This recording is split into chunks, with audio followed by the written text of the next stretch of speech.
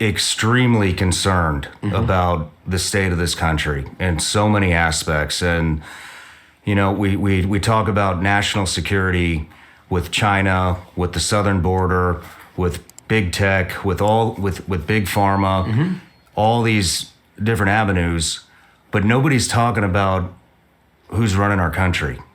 And what I mean by that, I'm not even talking right or left right now. I'm talking about we have a bunch of geriatrics and nobody is driving this car. The motor's on and nobody's behind the wheel.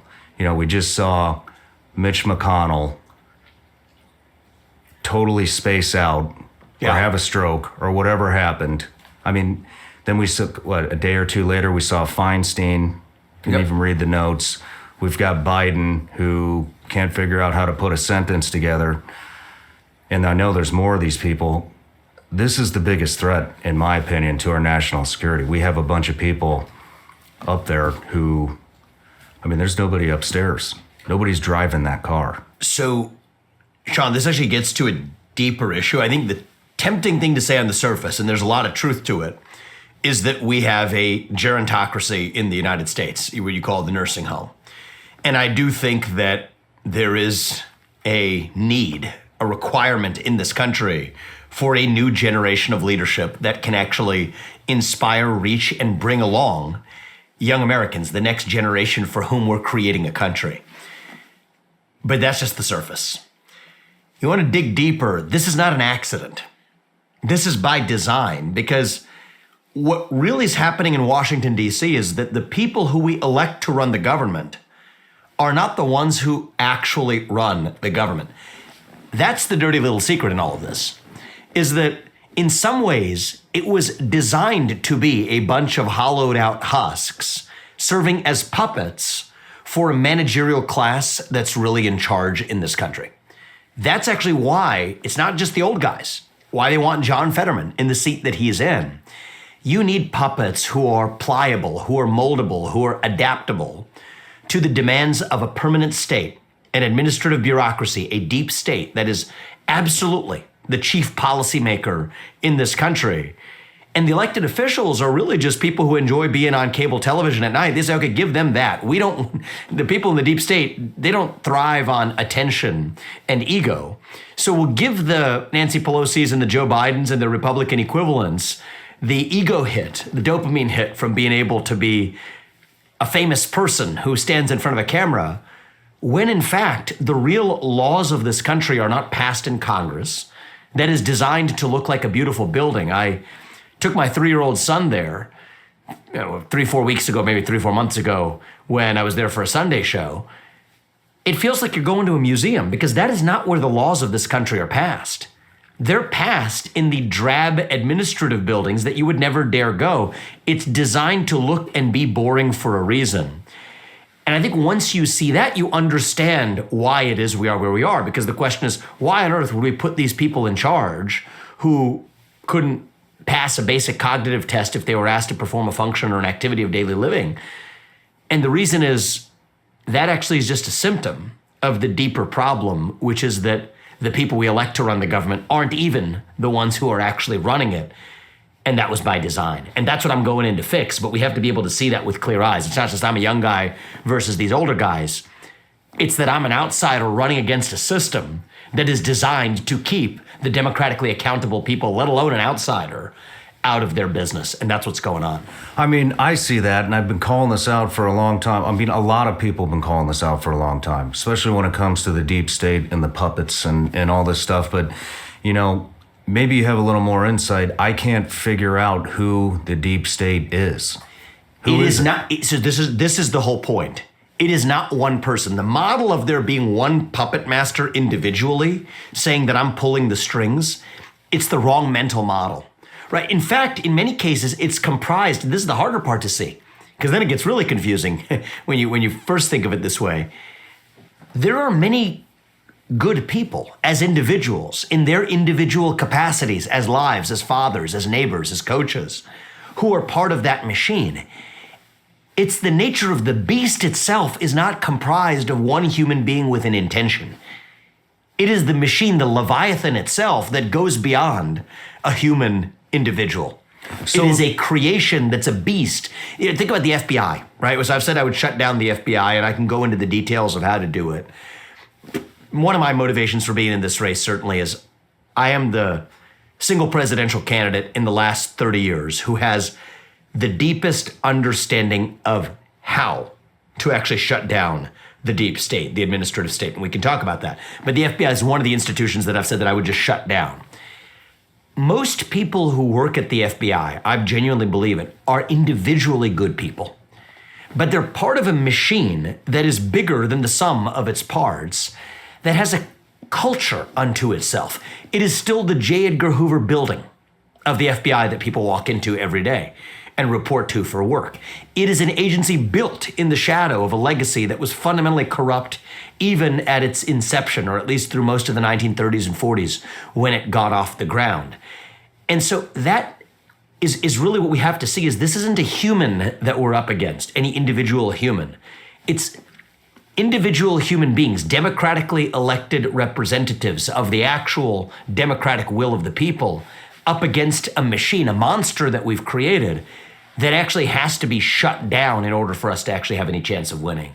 And I can go into great detail on that. So it's not an individual. Is it an entity of individuals that are all conspiring together, or is it totally decompartmentalized?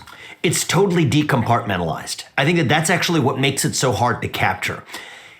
Sort of like there's an analogy, and we'll come back to the deep state piece of this, but it's deeply related to, say, censorship in this country. The way censorship is increasingly being carried out is initially the first version, the version that our founding fathers would have cared about, would have been the government carrying out censorship directly, saying that you, Shawn, can't speak to criticize me as a member of the government. What they started to do is they started to be a waterfall. It wasn't the president directly saying it, but it was administrative agencies.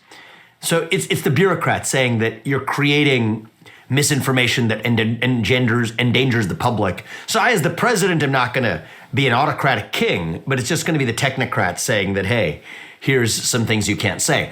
Then it goes one step further down the waterfall, because that's still the government, to say, okay, well, we the technocrats can't do it, but we'll have a meeting with you if you're a social media company, and we'll tell you that, hey, you know, the guy who used to work for me now worked in the private sector. That's the place I'm going to work later on as well. So we already have a friendly peer-like relationship. Not that we think we're doing something corrupt, but it's just the same kind of people who we understand each other. We have the common good in mind. And come on, you know the truth, that people need to take vaccines, that people can't be trusted with a Hunter Biden laptop story. It's probably Russian disinformation on the eve of an election. Come on, you know what I'm talking about here. People need to take the vaccines. We got to build public trust. I need you to make sure that you're looking after which users are criticizing our government policy. So say I'm Andy Slavitt in the White House, and say you're a counterpart at Twitter, and we're having a conversation saying, and I'm not making this stuff up, this is just literally what happened. Why is, what was this guy's name? It's an individual critic of the government, Alex Berenson, right? They literally name him by name. Hey, Alex Berenson, that guy, he's criticizing government policies on vaccination. That's eroding public trust. He's part of the disinformation dozen. Why haven't you shut it down yet? And you come back and say, well, you know, we think we have a free speech platform. No, you don't get it. Come on, you understand this. We're in this for the country. Why haven't you shut down his account yet? So then that horizontal managerial class goes and shuts down its account of that person, because they know that the government side of it is still their regulator. So now we've gone from the president to then delegate it to say, okay, the president's not doing censorship, it's just the administrative state. Now it's not just the administrative state, but it's the private sector. It's becoming more and more decentralized. And then what does Twitter do? Or what does Google do? They don't even have human beings doing it. They train AI to do it, right? And so they kick it out to AI algorithms, which are themselves automatically, without human judgments, squashing certain kinds of information that they've been trained to view as dangerous, false, or misinformation. A dirty little secret is that many of those algorithms have been so trained that the AI itself now spots American flags that are on someone's profile. So if you're somebody who has an American flag in your social media profile, the algorithms are already trained to pay greater scrutiny to what you say. Are you serious? I'm not joking about this. And it's not a human being that made that judgment. It's the AI that itself has been trained to say that these are the kinds of people who need to actually be silenced and suppressed. It's a dirty little secret in Silicon Valley. And actually, it's many of the same third-party firms. So it's just the cascade. You go from the president to the administrative state to executives at Twitter or YouTube or whatever. Executives to then third parties, but the same third-party firms that are working for the big tech guys, and the third-party firms themselves writing algorithms and AI to be able to decentralize it. So why do I bring that example up as it relates back to our example of talking about the FBI?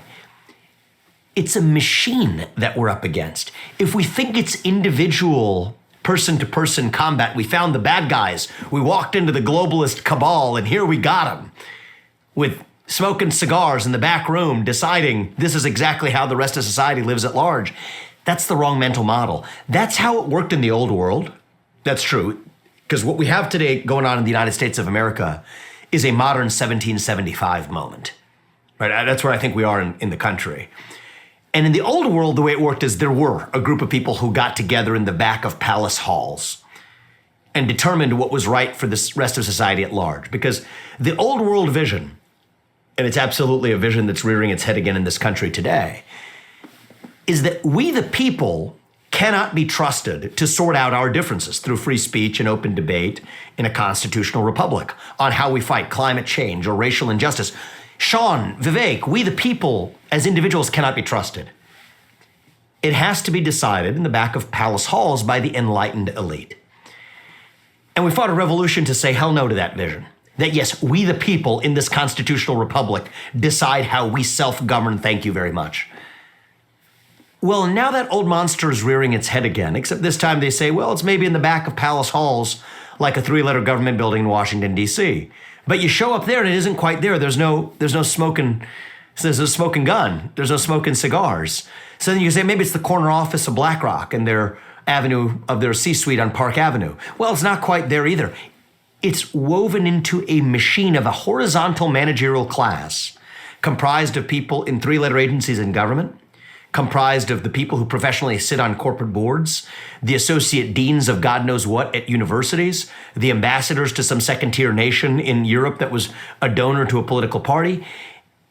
It's the same managerial class that makes it very hard to identify because it pervades multiple institutions both within and outside of government. That's what we're up against. And I think that's the moment we live in today. The real divide in the country is not, in my estimation at least, between Republicans and Democrats. And that's why I very rarely talk about Republicans and Democrats. It rather bores me, actually. I think the real divide is between the managerial class and the citizen.